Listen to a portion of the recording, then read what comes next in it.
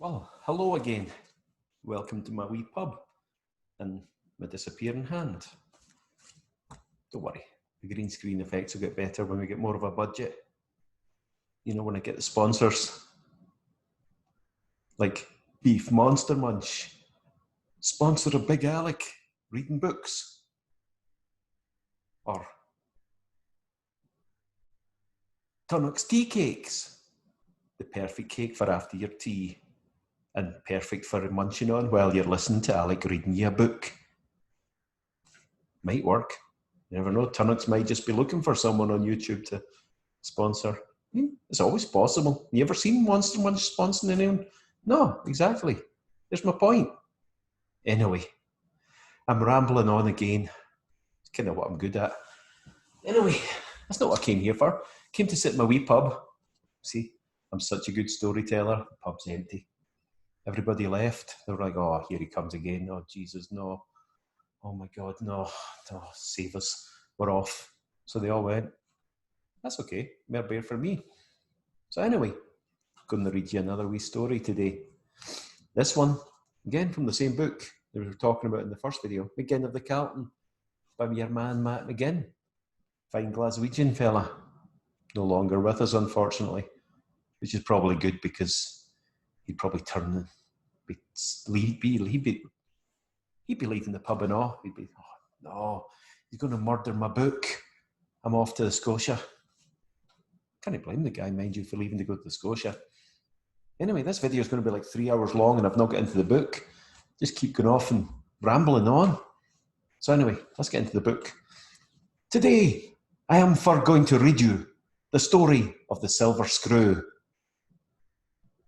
So, just the old Gregory Pecks, and let's get right down to it.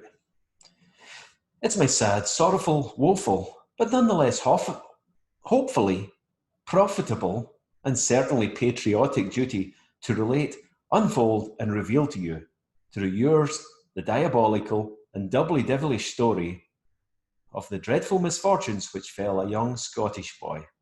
How's that for an open paragraph? Anyway, for starters, he was born right outside Glasgow. But dear reader, spare your tears for even greater sorrow than being born outside the cradle of civilization. For believe you or me, or believe me not, there was even worse to follow. His birth was a relatively peaceful and calm affair, and the moment he was delivered, his loving and adoring mother, who was a poor widow and who had been for years, heaved a sigh of relief, lit a woodbine, and said, "Thank heavens for that," proceeding to puff peacefully at the cigarette. This peace, however, was not to last long and was rudely broken by a cry of anguish from the attending doctor, whose thin-lipped mouth involuntarily opened as he exclaimed closely? No, that's not right. As he examined closely the child he had just helped bring into the world. "Ah!" he cried, stepping back from the wain. "What's the matter?" said the widow, taking a puff of her woodbine. Shall we try it again? "What's the matter?" said the widow, taking a puff of her woodbine. "This Wayne hasn't got a belly button," said the horror-stricken physician, picking up from the well-lined floor the spectacles which had fallen off his long, thin, and at this moment whitened face. "What will I do? What will I do?" said the woman twice, because she was anxious, and besides, she had a stammer. "In my professional opinion, you better have that child put down immediately," said the medicine man, who was a well-known Partick Thistle supporter. Jags, Jags, Jags all the way. "No, no, no," insisted the widow, because she'd originally come from Glasgow, a city which is universally recognised as a place they don't like leaving their children put down on a Tuesday, which is the half-day closing day. "No, no, no," she said, and had another puff of her cigarette adamantly. "You can't have a Wayne going through the world without a belly button. Think of the neighbours. What will they not say?" muttered the doctor compassionately. "No, I'll protect him.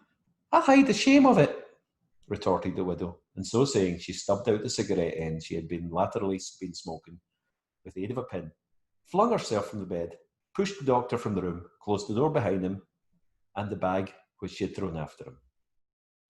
Having done so, she picked up the baby, proceeded to wrap him in the finest linen, which only 2 days before she had been feverishly and busy shoplifting.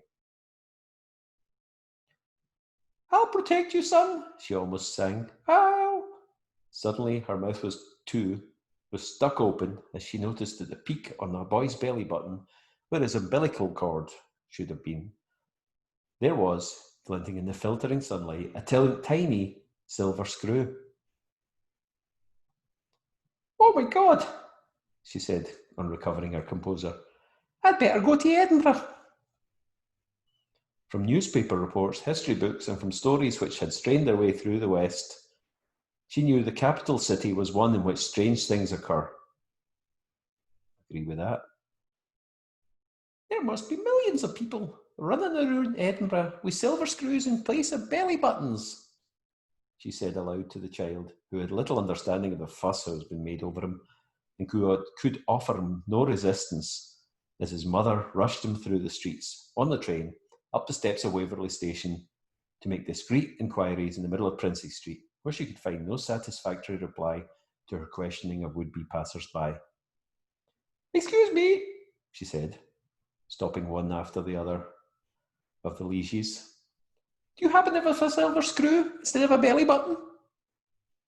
Her knowledge of the Edinburgh folk was limited, or she would have known that whatever they had... hang on, scrub that bit, rewind. Her knowledge of the Edinburgh folk was limited, or she would have known that whether they had silver screws or belly buttons, they would never let on. However, in Edinburgh she stayed to raise the unfortunate child, taking great care to conceal his affliction. When sending him to school, she always endearingly affixed a piece of sticking plaster over the offending screw, so if they were given physical jerks or swimming lessons, the other children would say, "Oh, he's cut his belly button again," and assume that the boy's belly was accident-prone, like a lot of the women in Edinburgh, and for that matter, in Glasgow. Thus, with great love and affection, she brought him up to be a decent, well-mannered youth, who everybody thought quite normal. In fact, it was not unusual for small knots of people to gather in Morningside and point him out with such remarks as, "Now doesn't he look quite normal?" As you do. In this way, he might well have gone through life with no one else knowing his deformity, had not the biological urge taken the most dreadful grip of him at the age of 18. What's going to happen? This powerful biological urge caused him to eat and drink, and even worse, take a fancy to a girl who he eventually married. On his wedding night, he was lying in bed, naked, waiting for his bride when she entered and spotted the silver screw, and immediately began to giggle. 3 times she giggled. Giggle, giggle, giggle. 3 times. Then she died, which was not a nice thing to do on your wedding night. She could have waited for a more opportune moment. However, as a result of this calamity, he developed the most awful complex about his belly button, and he went to see the doctors and the ministers and the priests and the rabbis, and then eventually the polis, who phoned up Interpolis, who sent him a bunch of flowers, but could do little else to help him in his plight. Help me, he was calling over and over again as he was left at the polis office by the door, of which he was approached by a gypsy woman who heard his pleas. "Cross my palm with £50," she said, and he gladly did. From somewhere in the folds of her brightly and various coloured skirt, she brought forth a miniature crystal ball, into which she gazed for 2 minutes before calling out to him, "Go ye forth into the virr forest of Kirkcudbright on the night of the first full moon.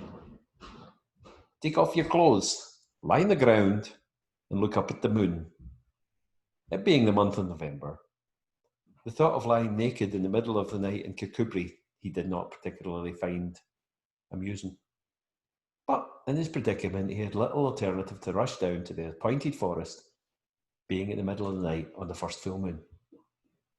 Naked, he lay down in the clearing, looked up to discover there was no moon. It had been very cloudy. For 4 hours, the unfortunate young man lay wriggling and writhing until he was about to give up. In fact, at this point, he turned to me and saying, "I'm just about to give up."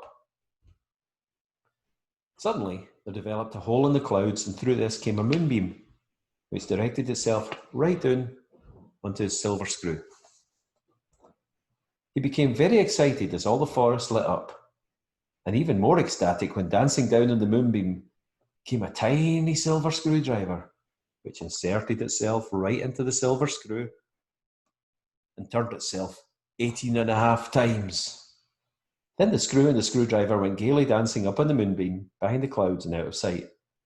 The young man's mind was a symphony of joy. He gave a shout of joy, called out, "God bless the gypsy woman!" stood up, and his bum fell off. I'm sure there's a moral there for us all. We cautionary tale, as they call it. Oh, what's going on there? Anyway, so another story for you. Put my book down. Now you can see why people leave the pub. I'm not very good at this storytelling, really. Well, maybe I am. I don't know. Anyway, this is a wee story for you. If you like it,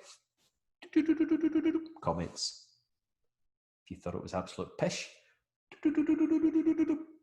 comments. And if you want to hear more, you know what to do. Comments. So anyway, that'll do for me for today. I'll save this one and I'll upload it at some point when I feel like it. Anyway, got the pub to myself, so I'm going to go have a wee pint and a wee hoff. Hopefully the people won't come back in. If they come back in, I'll just grab the book and start reading something random. Even if we're reading the table of contents, it'll be good enough. I'll all run for the door again because I have that effect. But hopefully you guys aren't running for the door. Hopefully someone enjoyed it. And we'll speak to you next time. All the best. See you later.